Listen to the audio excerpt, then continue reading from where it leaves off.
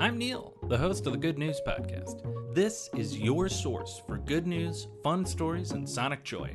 All of this goodness is coming to you from beautiful Chicago, Illinois. For today's good news, I wanted to focus on three things that I have seen coming out of New Orleans and Louisiana after the deadly storm Ida has passed through. Ida was a terrible storm. Many people have lost their lives due to flooding and damage in the course of the storm. After Hurricane Katrina in 2005, people were rightfully concerned about how the city would be able to withstand another gigantic storm.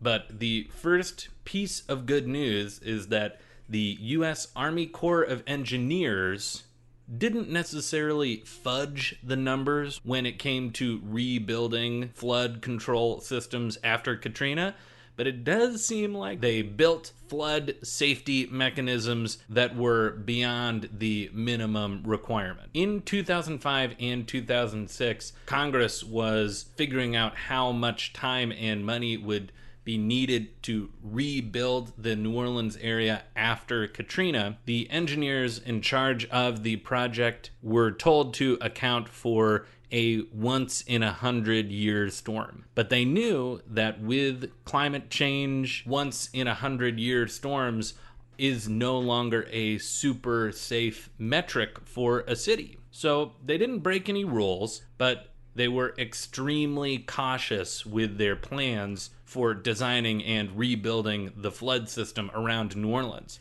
And it appears to have been very successful when it comes to Ida. The flood control mechanisms in place, like the 1.1 billion West Closure Complex and the almost 2-mile-long Lake Borgne surge barrier, kept the city relatively dry as Ida passed through. Those extra protections might be more like 200-year flood protections. They planned ahead, and it seems to have paid off. One of the biggest issues after Ida in and around New Orleans has been loss of power. Many people in and around New Orleans lost power as the storm went through, and might have to wait weeks for the power system to be completely repaired. And a natural gas plant that was meant to provide emergency power failed. But a brand new mixed income housing development, the first net zero apartment complex in Louisiana, was able to turn the lights back on way quicker than some other people in the state. And that's because they've got 450 solar panels and a battery storage system built into the complex. The 50-unit apartment building and the accompanying solar microgrid opened in early 2020, and already the solar panels and battery power system have been hard at work.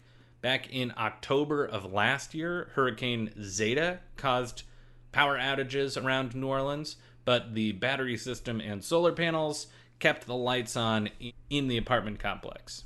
And the same thing happened during Winter Storm Uri. It's an excellent reminder that in addition to renewable energy being better for the planet, there are also real concrete ways that it can help people day to day. And managers of the building want to remind people that residents of the building are also saving money just day in, day out. The solar panels on top of the building are lowering electricity bills for everyone that lives there. And finally, Louis Pomes, Tyler Acosta, David Palmer, and Roy Reagan Sr.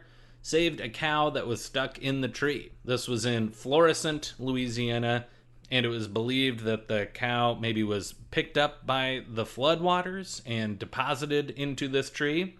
But these four very neighborly Louisianians successfully got the cow out of the tree. That is the good news I have for you today, and enjoy the rest of your day.